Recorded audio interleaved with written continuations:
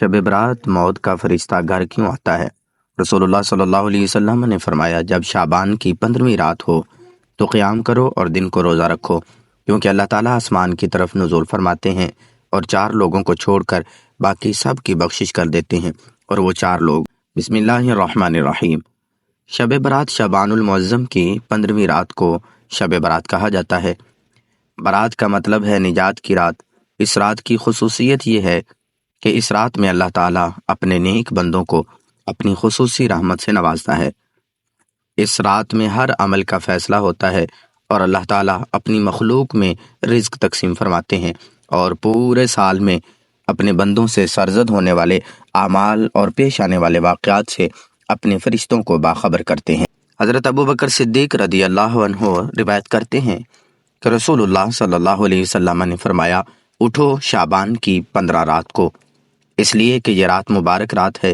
اس رات کو اللہ تعالیٰ اپنے بندوں سے فرماتے ہیں کہ کوئی ہے ایسا جو مجھ سے بخشش طلب کرے اور میں اسے بخش دوں، اور تندرستی مانگے میں اسے تندرستی دوں۔ چنانچہ صبح تک اللہ تعالیٰ یہی ارشاد فرماتے ہیں حتیٰ کہ فجر ہو جاتی ہے۔ حضرت علی المرتضیٰ رضی اللہ عنہ سے روایت ہے کہ رسول اللہ صلی اللہ علیہ وآلہ وسلم نے فرمایا، جب شعبان کی 15ویں رات ہو تو قیام کرو اور دن کو روزہ رکھو، کیونکہ نصف شعبان کی رات سورج غروب ہوتے ہی اللہ تعالیٰ آسمان کی طرف نزول فرماتے ہیں اور 4 لوگوں کو چھوڑ کر باقی سب کی بخشش کر دیتے ہیں۔ ان 4 لوگوں میں سب سے پہلے نمبر پر وہ ہے جو مشرک ہو، یعنی اللہ تعالیٰ کی ذات مبارکہ میں غیر اللہ کو شریک کرتا ہو۔ دوسرا وہ جو اپنے دلوں میں دوسروں کے لیے کینہ رکھتا ہو۔ تیسرا وہ جو رشتہ داروں سے قطع تعلق ہی کرتا ہو۔ چوتھے نمبر پر بدکار عورت اور مسلسل شراب پینے والا۔ ایسا ہرگز نہیں، ان لوگوں کی کبھی بخشش نہیں ہو سکتی، بلکہ سبب یہ ہے کہ یہ اپنے گناہوں سے سچے دل سے توبہ کر لیں، کیونکہ توبہ کرنے کی توفیق بھی اللہ تعالیٰ کی طرف سے ہے۔ بس جب تمہارے دلوں میں یہ غالب آ جائے کہ میں زندگی میں بے شمار گناہ کر لیے ہیں تو توبہ کر لو، تو پاک ہے وہ ذات کہ جو تمہیں توبہ کرنے کی توفیق دے گی، تو اس بری عادت سے تمہارا چھٹکارا بھی ممکن بنا دے گی۔ بس تم اپنے رب کی طرف رجوع کرنے میں دیر نہ کرو۔ حضرت عائشہ صدیقہ رضی اللہ عنہ فرماتی ہیں، حضور سرور کائنات صلی اللہ علیہ وسلم نے مجھ سے ارشاد فرمایا، اے عائشہ، کیا تم جانتی ہو کہ آج کی یہ شب نصف شعبان کی شب ہے؟ یہ رات 1000 راتوں سے افضل ایک ایسی رات ہے کہ جب اللہ تعالیٰ اپنی مخلوق کے بنی کلب کی بکریوں کے بالوں کے برابر گناہوں کو بخش دیتے ہیں اور دوزخ سے آزاد فرماتے ہیں، سوائے ان لوگوں کے جو شراب کا عادی ہو، دوسرا والدین کا نافرمان، تیسرا زنا کرنے والا۔ ماہ شعبان کی 15ویں شب کے بارے میں حضرت عائشہ صدیقہ فرماتی ہیں کہ حضور صلی اللہ علیہ وسلم فرماتے ہیں کہ اس رات میں کیا ہوتا ہے جانتی ہو؟ میں نے عرض کیا، یا رسول اللہ بتائیے اس میں کیا ہوتا ہے؟ تو آپ صلی اللہ علیہ وسلم نے فرمایا کہ اس رات کی فضیلت یہ ہے کہ آدم علیہ السلام کی اولاد میں سے جو شخص اس سال پیدا ہو اور جو اس سال میں مرے گا، اس کا مرنا اور پیدا ہونا لکھا جاتا ہے، اور فرشتے اس کاموں پر مقرر ہوتے ہیں، ان کو اس کی اطلاع مل جاتی ہے، اور جتنا رزق مخلوق کو اس برس ملے گا سب لکھ دیا جاتا ہے۔ اور اس 15ویں رات اللہ تعالیٰ سورج ڈوبنے ہی اس دنیا کے اوپر جو آسمان پر ہے اس پر تشریف لاتے ہیں اور ارشاد فرماتے ہیں، بخشش کا طلبگار ہو، رزق کا طلبگار ہو، مصیبت کا مارا ہو، دعا کرے تو میں اس کی مصیبت کو دور کر دوں۔ اسی طرح صبح ہونے تک ارشاد فرماتے ہیں، پس بندوں کو چاہیے کہ اس رات کو عبادت کریں اور اپنے گناہوں کی معافی مانگیں اور 15ویں کا روزہ رکھیں۔ اللہ تعالیٰ اس رات میں اپنی مہربانی سے بے شمار بندوں کو بخش دیتا ہے، مگر کافر، مشرک، کینہ رکھنے والا اور قاتل، اس کو نہیں بخشا جائے گا۔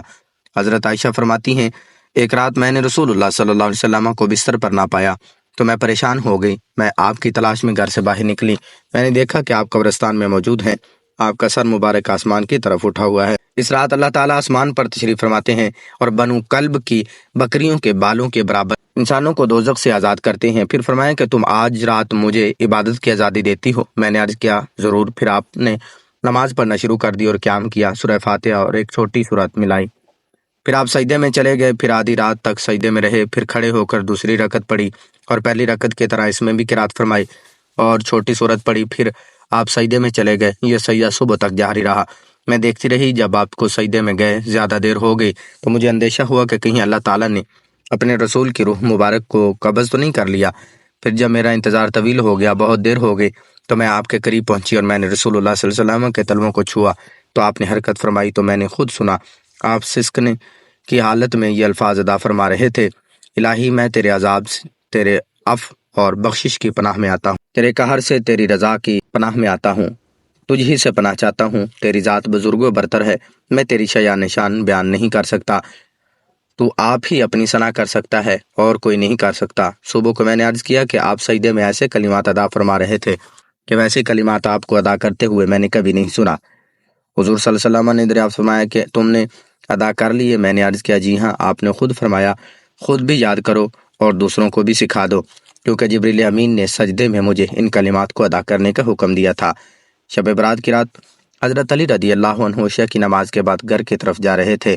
دیکھا ایک شخص راستے پہ رضائی اوڑھ کے سو رہا ہے، بس یہ دیکھنا تھا تو حضرت علی رضی اللہ عنہ قریب گئے اور فرمانے لگے اے شخص آج رات کون سی ہے؟ تو وہ کہنے لگا یا علی آج 15 شعبان ہے۔ بات جب یہاں تک پہنچی تو حضرت علی رضی اللہ عنہ نے فرمایا کہ یہ رات بیداری کی رات ہے۔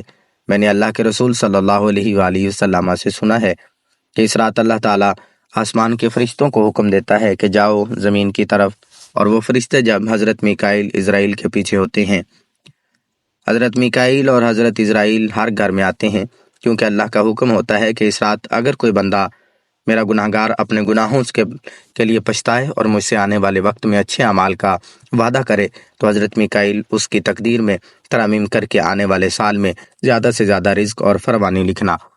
اور اللہ کا حضرت اسرائیل علیہ السلام کے لیے حکم ہوتا ہے کہ اسرائیل اچھا لگتا ہے، یہ صبر سے سیکھتے رہے، جا کے دیکھ آنے والے سال میں جس گھر میں جو مرنے والا ہے اسے بتا کہ بیدار ہو کے اپنے اللہ کی عبادت کر، کیونکہ باقی اس کی زندگی میں اتنی سانسیں اور اتنی دھڑکنیں موجود ہیں کہ اگر کوئی میرا بندہ اس رات اپنی زندگی میں میری عبادت کے لیے مجھ سے مہلت مانگے تو اس کی زندگی میں فراوانی لکھنا، اور اگر وہ آنے والی زندگی میں مصیبتوں اور بیماریوں سے نجات مانگے تو اس کے آنے والی زندگی سے ہر مصیبت کو ختم کر دینا۔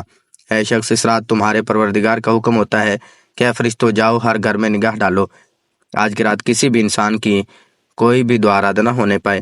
ان حدیث کریمہ اور صحابہ کرام اور بزرگان دین کے عمل سے اس رات میں 3 کام کرنا ثابت ہیں۔ نمبر 1، قبرستان جا کر مردوں کے لیے سال ثواب اور مغفرت کی دعا کی جائے، لیکن یاد رہے کہ نبی کریم صلی اللہ علیہ وسلم سے ساری حیات مبارکہ میں صرف 1 مرتبہ شب برات میں جنت البقیع جانا ثابت ہے۔ اس لیے اگر کوئی شخص زندگی میں 1 مرتبہ بھی اتباع سنت کی نیت سے چلا جائے تو اجر و ثواب کا باعث ہے، لیکن پھول پتیاں، چادر چڑھاوے اور چراغاں کا اہتمام کرنا اور ہر سال جانے کو لازم سمجھنا، اس کو شب برات کے ارکان میں داخل کرنا یہ ٹھیک نہیں ہے۔ جو چیز نبی کریم صلی اللہ علیہ وسلم سے جس درجے میں ثابت ہے اس کو اسی درجے میں رکھنا چاہیے، اسی کا نام اتباع اور دین ہے۔ نمبر 2، اس رات میں نوافل، تلاوت، ذکر و اذکار کا اہتمام کرنا۔ اس بارے میں یہ واضح رہے کہ نفل ایک ایسی عبادت ہے جس میں تنہائی مطلوب ہے، خلوت کی یہ عبادت ہے، اس کے ذریعے اللہ تعالیٰ کے قریب انسان ہو جاتا ہے، لہٰذا نوافل وغیرہ تنہائی میں اپنے گھر میں ادا کر کے اس موقع کو غنیمت جانے۔ نوافل کے جماعت اور مخصوص طریقہ اپنانا یہ مناسب نہیں ہے۔ یہ فضیلت والی راتیں شور و غل اور میلے اجتماع منعقد کرنے کی راتیں نہیں ہیں، بلکہ گوشہ تنہائی میں بیٹھ کر اللہ سے تعلقات استوار کرنے کے قیمتی لمحات ہیں، ان کو ضائع ہونے سے بچائیے۔ نمبر 3، دن میں روزہ رکھنا بھی مستحب ہے۔ ایک تو اس بارے میں حضرت علی رضی اللہ عنہ کی روایت ہے، دوسرا یہ کہ نبی کریم صلی اللہ علیہ وسلم ہر ماہ میں ان ایام 13، 14 اور 15 کے روزوں کا اہتمام فرماتے تھے۔